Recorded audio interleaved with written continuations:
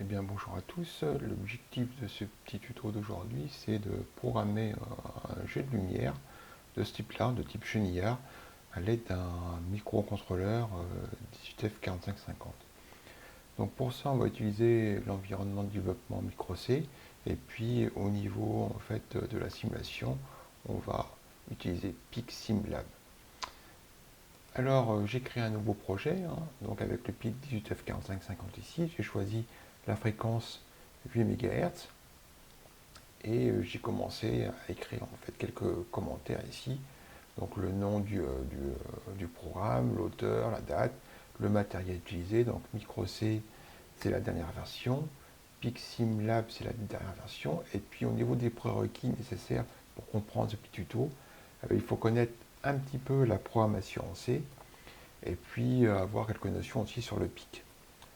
Donc voilà, alors ce qu'il faut savoir c'est que dans un premier temps, lorsqu'on veut programmer un microcontrôleur, il faut commencer par définir les entrées-sorties qu'on va utiliser. Donc dans notre cas, nous allons utiliser aucune entrée analogique, donc c'est cette instruction-là qui nous permet de dire au microcontrôleur qu'on n'a que des entrées-sorties, tout ou rien.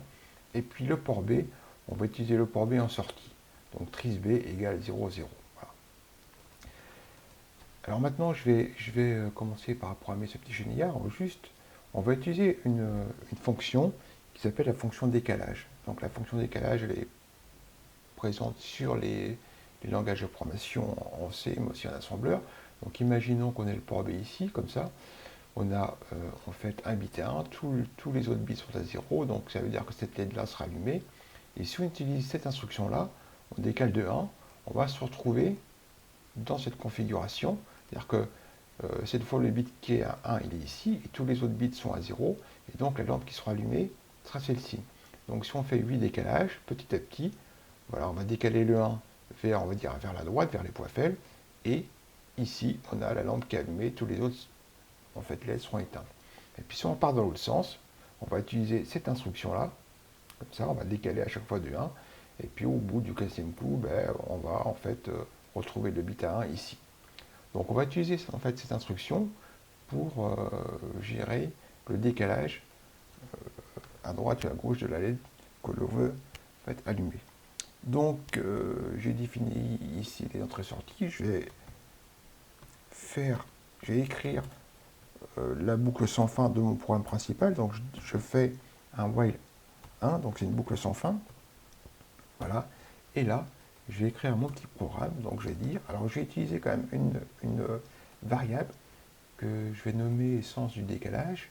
Et lorsque le sens du décalage sera égal à 0, on décalera par exemple vers la droite. Et puis quand c'est égal à 1, on décalera vers la gauche. Donc pour ça, ici, je vais faire un if. Je vais dire if, par exemple, sens décalage égal 0. Tac, j'ouvre les accolades. Je vais les fermer.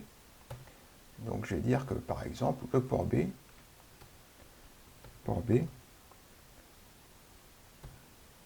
égale port B 1, comme ça. Voilà, point virgule. Et j'ai rajouté un délai ms de par exemple 300 millisecondes. Voilà. Et ensuite, il faut que j'inverse mon décalage lorsque j'arrive en fait en bout de course. Donc port B, if port B égale 0,0,1, parenthèse. Alors à ce moment-là, je vais mettre sans décalage égale 1, point virgule. J'ai fini mon premier if, voilà. Et ensuite, voilà, donc ça, je vais mettre ici, donc je vais faire une structure if-else. Voilà, hop, hop. Et je vais prendre ça, CTRL-C, CTRL-V. Donc cette fois, je vais décaler dans l'autre sens. et là je vais mettre 80. 80, 80, sans décalage, égale 0. Donc concrètement, ici, lorsque j'ai if port B égale 0,01, c'est-à-dire que je vais me retrouver dans cette configuration-là, ici, et ensuite, quand j'ai port B égale 0 en 80, je suis dans cette configuration-là. Et je vais compiler ça, voilà, ça marche, il n'y a pas de problème. Je vais recharger en fait le programme ici, jeu de lumière, et puis voilà, hop, donc ça décale à gauche et à droite. Je peux modifier si je veux, alors par exemple je peux utiliser une constante pour définir ma valeur de la temporisation, donc je vais utiliser un define, tempo, là je vais mettre 200 par exemple, ici je vais mettre tempo, ici je vais mettre tempo,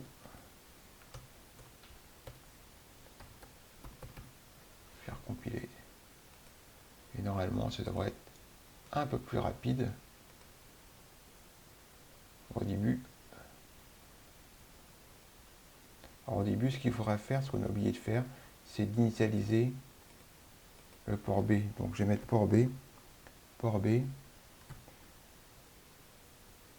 égale 0,04 par exemple.